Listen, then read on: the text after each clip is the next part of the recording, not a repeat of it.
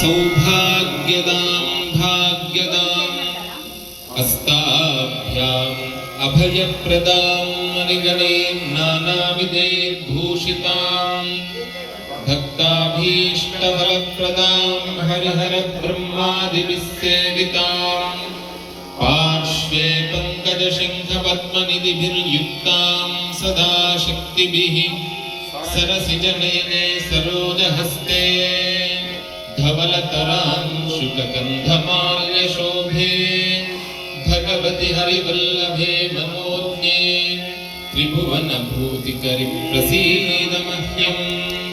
ॐ प्रकृत्यै नमः। ॐ विकृत्यै नमः। ॐ विद्यायै नमः। ॐ सर्वभूतहितप्रदायै नमः। ॐ श्रद्धायै नमः। ॐ विभूत्यै नमः। ॐ सुरभ्यै नमः। ॐ परमात्मिकायै नमः। ॐ वाचे नमः। ॐ पद्मालयायै नमः। ॐ पद्मायै नमः। ॐ शुचये नमः। ॐ स्वाहायै नमः। ॐ स्वधायै नमः। ॐ सुधायै नमः। ॐ धन्यायै नमः। ॐ हिरण्मय्यै नमः। ॐ लक्ष्म्यै नमः।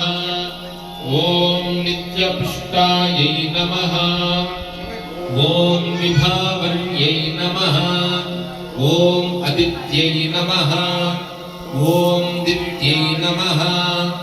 ॐ दीप्तायै नमः। ॐ वसुधायै नमः।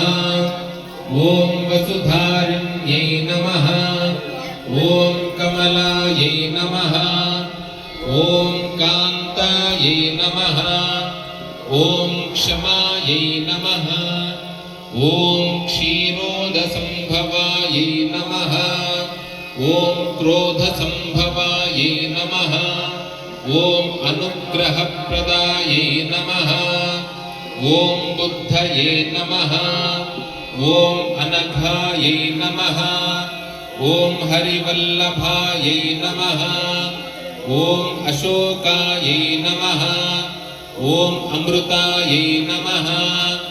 ॐ दीप्तायै नमः।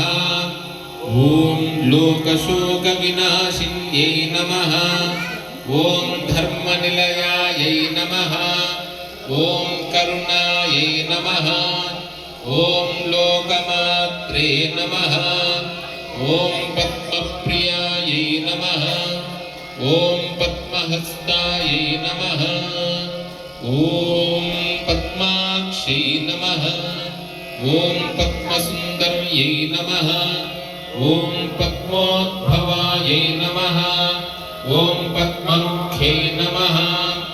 ॐ पद्मनाभप्रियायै नमः। ॐ रमायै नमः। ॐ पद्ममालाधरायै नमः। ॐ देव्यै नमः।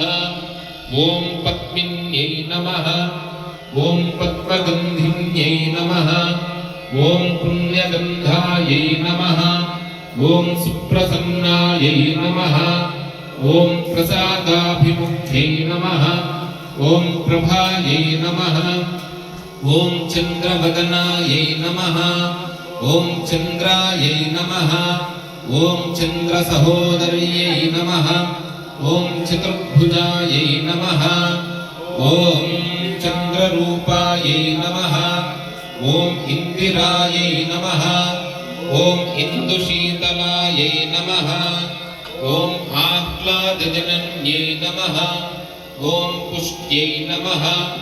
ॐ शिवायै नमः। ॐ शिवगर्त्यै नमः। ॐ सत्यै नमः। ॐ विमलायै नमः। ॐ विश्वजनन्यै नमः। ॐ तुष्ट्यै नमः। ॐ दारिद्र्यनाशिन्यै नमः। ॐ प्रीतिपुष्करिण्यै नमः। ॐ शान्तायै नमः।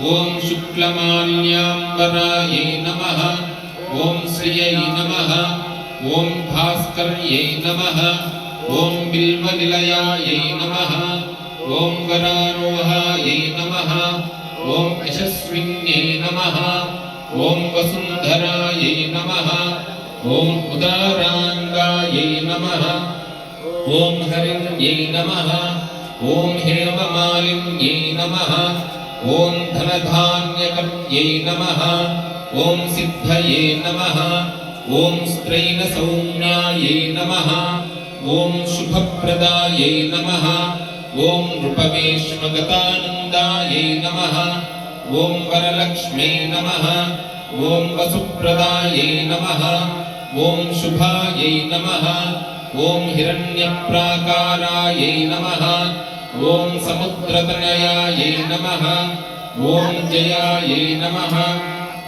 ॐ मङ्गलादेव्यै नमः ॐ विष्णुवक्षस्थलस्थितायै नमः ॐ विष्णुपत्न्यै नमः ॐ प्रसन्नाक्षै नमः ॐ नारायणसमाश्रितायै नमः ॐ दारिद्र्यध्वंसिन्यै नमः ॐ देव्यै नमः ॐ सर्वोपद्रवमालिन्यै नमः ॐ नवदुर्गायै नमः ॐ महाकाल्यै नमः ॐ ब्रह्मविष्णुशिवात्मिकायै नमः ॐ त्रिकालज्ञानसम्पन्नायै नमः ॐ भुवनेश्वर्यै नमः।